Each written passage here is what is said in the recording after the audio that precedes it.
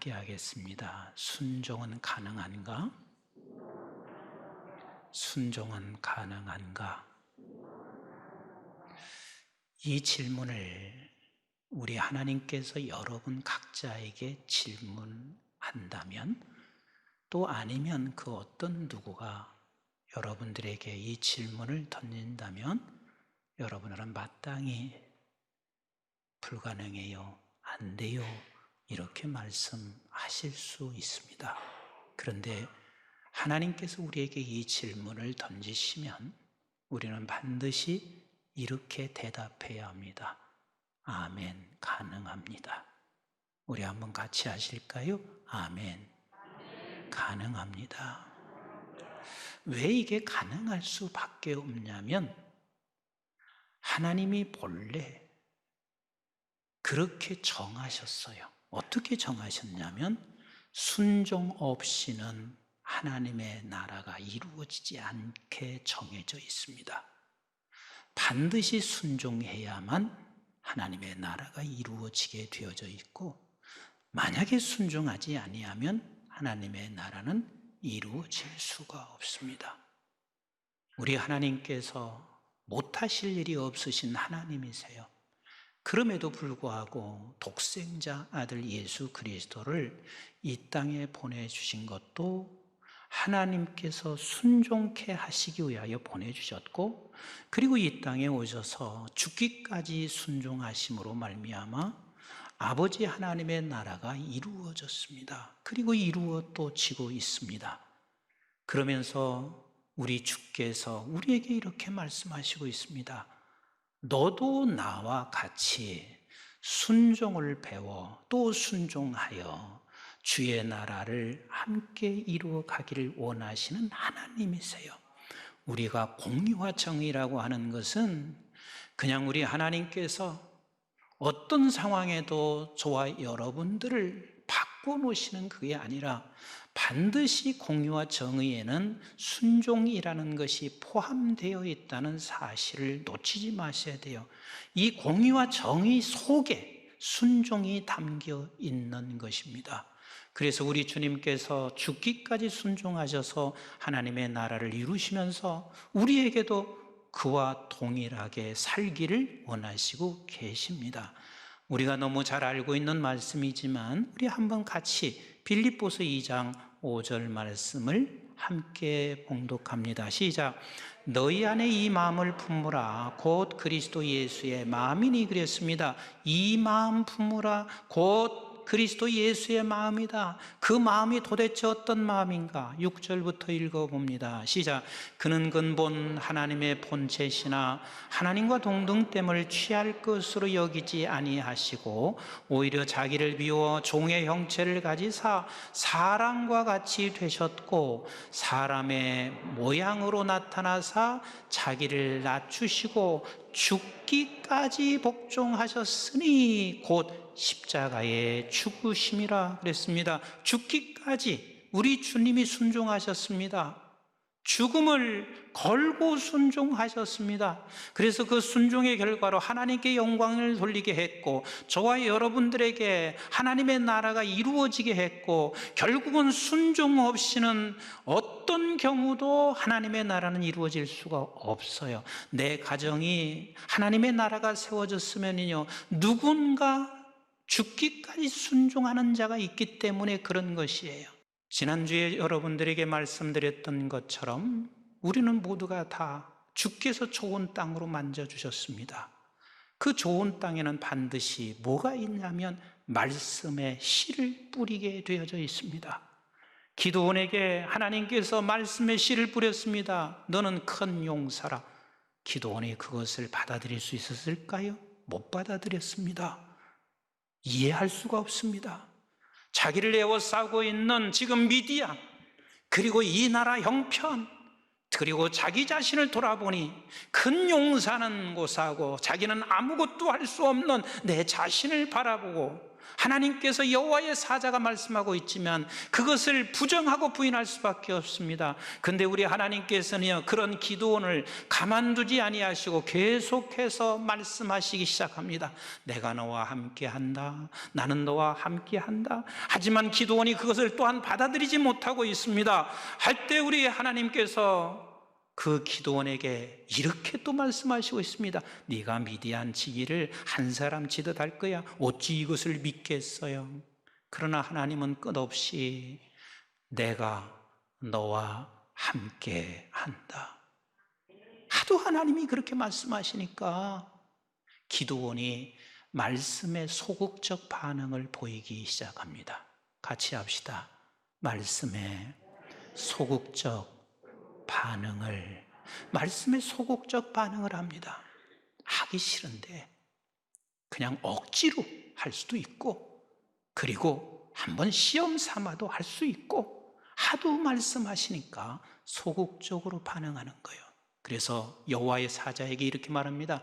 가만히 여기 좀 있어 보세요. 내가 제물을 갖다 드릴 테니 한번 정말 당신이 여호와의 사자인지, 당신이 즉 내게 하는 말이 진실인지 난 확인하고 싶소. 그래서 염소 새끼와 무교병과 그리고 고깃국을 가지고 왔습니다. 여호와의 사자가 그에게 이렇게 말합니다. 그 염소 새끼와 무교병에 내가 가지고 온 고깃국을 다 들어 부어라. 그래서 다 들어 부었습니다. 모두가 다 축축해졌을 것입니다. 지팡이를 갖다 대니까 그 지팡이에서 불이 나오기 시작해서 그 모든 걸 다 태워버렸습니다. 이때 기드온에게는 부정적인 생각만 가졌던 그에게 뭐가 찾아왔어요? 평화가 찾아왔습니다. 24절을 같이 한번 보겠습니다. 시작. 기드온이 여호와를 위하여 거기서 제단을 쌓고 그것을 여호와 살롬이라 하였더라. 그것이 오늘까지 아비에셀 사람에게 속한 오브라에 있더라. 자, 이제는 평화가 찾아왔으면 힘이 좀 생긴 거요, 안 생긴 거요? 힘이 생겼죠.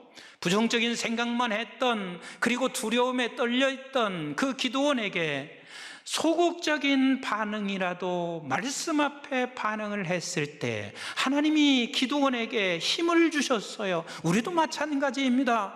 우리가 하나님의 말씀이 우리에게 임할 때 순종하는 게 어렵습니다. 그렇지만 우리가 소극적으로 반응할 수 있도록 하나님은 계속해서 말씀하실 거예요. 그래서 소극적으로 반응하면 하나님이 조금 우리에게 힘을 주십니다. 기드온에게 평화가 왔습니다. 그래서 더 큰 말씀이, 더 무게 있는 말씀이, 기드온이 감당하기 어려운 하나님의 말씀이 들려왔습니다. 그게 오늘 본문이에요. 25절 같이 읽어봅니다. 시작. 그날 밤에 여호와께서 기드온에게 이르시되 내 아버지에게 있는 수소 곧 7년 된 둘째 수소를 끌어오고. 아니, 하나님께서 지금 제사를 드리는데 굳이 이렇게까지 하셔야 되나? 누구의 소를 끌고 오래요? 아버지 거예요. 그런데 몇 년 된 거래요? 7년 된 거래요. 그런데 몇 번째 것이어야 돼요? 둘째 것이래요.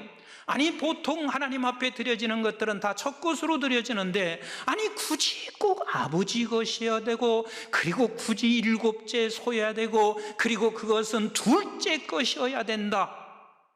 왜 하나님께서 이렇게 말씀하셨을 것 같습니까? 이것을 꼭 집어서 이 짐승을 가지고 오라고 하신 그 이유는 어쩌면 수많은 짐승 중에 기드온의 아버지가 제일 아끼는 수소였을 것입니다. 제일 아끼는 것. 그리고 나서 수소를 끌고 와서 어떻게 하는지 보세요. 시작. 내 아버지에게 있는 바알의 제단을 헐며 그 곁에 아세라 상을 짓고. 아니, 꼭 또 왜 거기서 드리라는 거예요? 요아스는 바알을 섬겼습니다. 그리고 요아스는 아세라 상을 늘 섬겨오고 있었단 말이요. 그런데 하나님께서는 그곳에 가서 내가 지정하는 그 짐승을 갖다 드리는데 네가 바알의 제단을 헐어버려라. 그리고 그곳에 아세라 상이 있는 것을 찍어내버려라. 그리고 그렇게까지만 했나요? 26절을 한번 보실까요? 시작. 또 이 산성 꼭대기에 내 하나님 여호와를 위하여 규례대로 한 제단을 쌓고 그 둘째 수소를 잡아 내가 찍은 아세라 나무로 번제를 드릴지니라. 세상에 이럴 일은 없어요. 도저히 할 수 없는 거예요. 그런데 하나님께서 기드온에게 뭘 주셨다고요? 평화를 주신 거예요. 그때 이 말씀을 하신 거예요.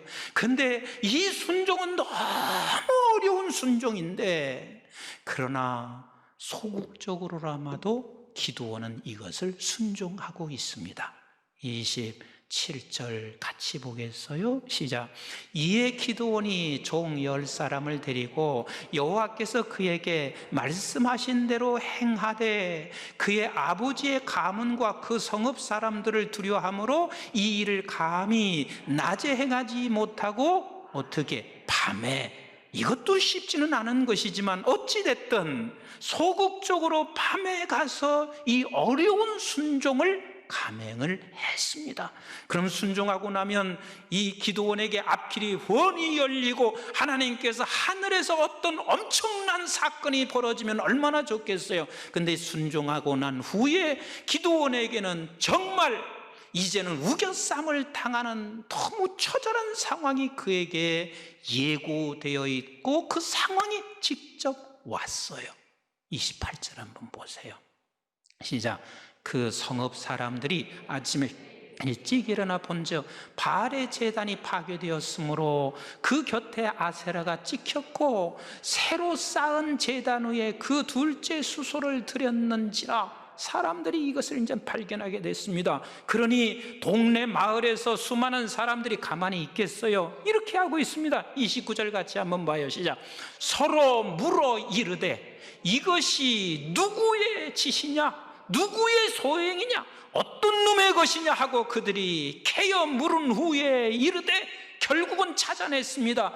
요아스의 아들 기드온이 이를 행하였도다 했어요. 그러니 사람들이 가만히 있겠습니까? 모든 사람들이 아마 그를 때려 죽이겠다고 생각하고 몽둥이를 다 들고 아마 그를 애워쌌을 거예요. 30절 한번 보세요. 시작. 성읍 사람들이 요아스에게 이르되 내 아들을 끌어내라. 그는 당연히 죽을지니 이는 바알의 제단을 파괴하고 그 곁에 아세라를 찍었음이라 하니 끌어내라. 내가 그를 죽이겠다.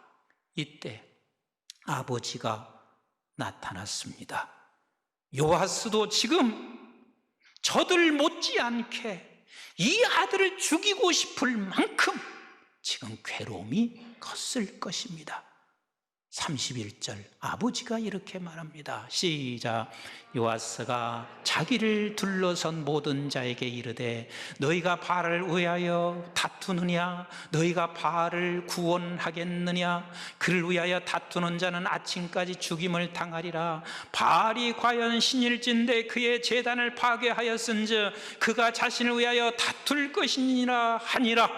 지금 요아스는 당신의 아들을 지금 보호하는 게 아니에요. 우리는 바알을 믿고 있는 사람들인데 바알이 그냥 놔두겠느냐? 우리가 죽일 필요가 뭐가 있느냐? 바알이 와서 그를 죽일 것이다 라고 말을 하고 있는 거예요. 그래서 지금 기드온은 지금 이 바알 앞에서 지금 그가 다투고 있을 것이며 바알의 신이 그것을 응징할 것이다, 이렇게 말을 하고 있습니다. 우리 한번 다음 구절 읽어보겠습니다. 시작. 그날의 기드온을 여룻바알이라 불렀으니 이는 그가 바알의 제단을 파괴하였으므로 바알이 그와 더불어 다툴 것이라 함이었더라. 사랑하는 성도 여러분, 여기서 지금 끝난 게 아니에요. 소극적 반응이지만 하나님의 말씀대로 순종했는데 내적으로는 지금 동네 사람들에게 애워싸서 그가 지금 죽음의 위기에 있습니다. 그런데 외적인 것은 더 심각합니다. 33절 보세요. 33절 시작. 그때에 미디안과 아말렉과 동방 사람들이 다 함께 모여 요단강을 건너와서 이스라엘 골짜기에 진을 친지라. 아니 이게 웬일이에요? 내가 지금 이 가정 안에서, 이 동네 안에서도 나는 죽을 수밖에 없는 상황인데, 밖에는 미디안뿐만 아니라 미디안과 아말렉과 동방 사람들이 동맹을 맺어서 지금 우리를 진을 치고 있으니 진퇴양난입니다. 우겨쌈을 당하고 있습니다. 여러분, 이것을 기억해야 합니다. 내가 우겨쌈을 당하고 진퇴양난에 취했을 때 절대로 우리는 포기하지 않기를 하나님이 우리에게 말씀하시고 있다는 사실을 놓치지 마셔야 합니다. 그때가 비로소 우리에게는 적극적으로 순종할 수 있는, 하나님께서 우리에게 주시는 힘이 그때 온다는 사실을 놓치지 마셔야 합니다. 지금 기드온은 아무것도 할 수 없는 상황이었습니다. 그때가 하나님께서 기드온에게 순종할 수 있는, 죽기까지 순종할 수 있는 기회를 주시고 있습니다. 우리 한번 34절 말씀을 보세요. 시작. 여호와의 영이 기드온에게 임하시니 뭐에 임했어요? 여호와의 영이 기드온에게 임했습니다. 진퇴양난에 처해 있는 그 시간에 여호와의 영이 임하셨습니다. 다시 말하면 성령이 임하셨습니다. 그랬더니 세상에 이렇게 담대하게 죽음 목숨을 내놓는 자리로 나가고 있습니다. 우리 한번 35절 말씀 같이 읽어봅니다. 시작. 기드온이 또 사자들을 온 므낫세에 두루 보내매 그들도 모여서 그를 따르고, 또 사자들을 아셀과 스불론과 납달리에 보내매 그 무리도 올라와 그 영접하더라. 우리 34절을 다시 한번 조금 넘어가서 한번 보실래요? 시작. 여호와의 영이 기드온에게 임하니라. 기드온이 뭘 불었어요? 여러분, 지금 나팔 불 상황이에요? 쥐구멍이라도 있으면 숨어야지. 근데 하나님의 영이 임하니까 나팔을 불었어요. 나팔을 불었어요. 외쳤어요. 선포하기 시작했어요. 그리고 나를 따르도록 사람들을 모으기 시작했어요.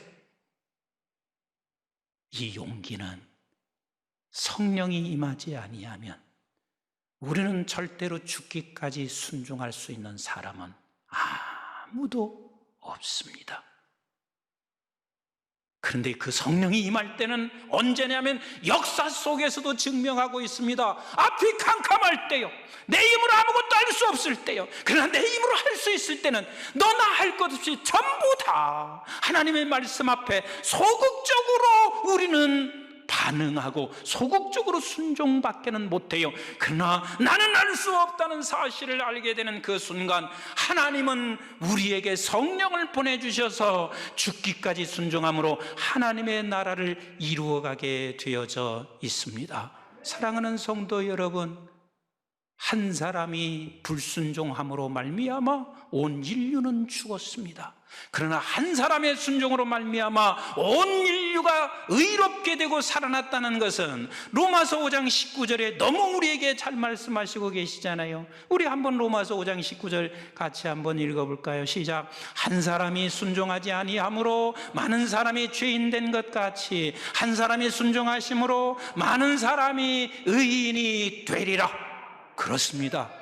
죽기까지 순종은 반드시 하나님의 나라가 이루어지게 되어져 있습니다.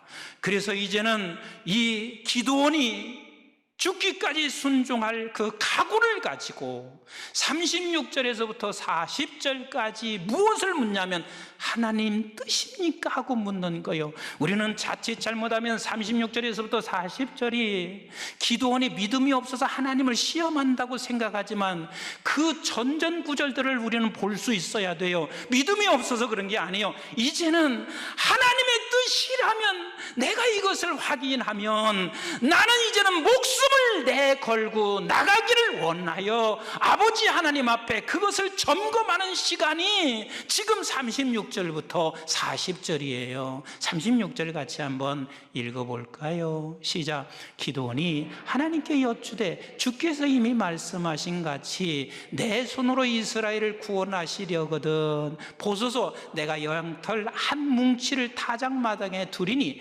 만일 이슬이 양털에만 있고 주변 땅은 마르면 주께서 이미 말씀하신 것 같이 내 손으로 이스라엘을 구원하실 줄을 내가 알겠나이다. 하나님, 정말 내가 이스라엘을 구원할 것이 아버지의 뜻이면, 아버지의 뜻이라면 내가 죽기까지 순종하겠습니다. 그래서 지금 이것을 하나님께 뜻을 묻고 있는 거란 말이에요. 그랬더니 자고 일어나 보니 어떻게 됐나요? 시작. 그대로 된지라. 이튿날 기드온이 일찍이 일어나서 양털을 가져다가 그 양털에서 이슬을 짜니 물이 그릇에 가득하더라. 그러면서요, 하나님, 나 한 번만 더 확인하고 싶습니다. 나는 이제는 목숨을 내걸 각오를 하고 있는데 한 번만 정말 나를 통해서 구원할 것이 맞다면 한 번만 더 확인하겠습니다. 39절 시작. 기드온이 또 하나님께 여쭈되 주여 내게 노하지 마옵소서. 내가 이번만 말하리이다. 구하옵나니 내게 이번만 양털로 시험하게 하소서. 원하건대 양털만 바르고 그 주변 땅에는 다 이슬이 있게 하옵소서 하였더니 그 밤에 하나님이 그대로 행하시니 곧 양털만 마르고 그 주변 땅에는 다 이슬이 있더라. 그대로 되었습니다. 이제는 하나님의 뜻이라는 것이 완전히 확인됐습니다.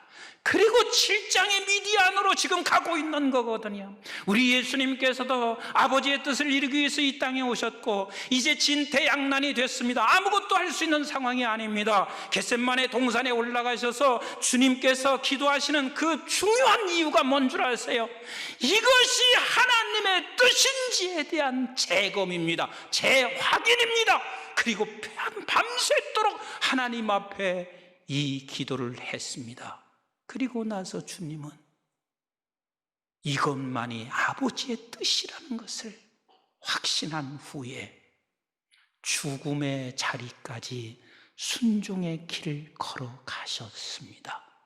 우리는 지금도 미흡하고 소극적이지만 그냥 끝까지 반응을 하시기를 바랍니다.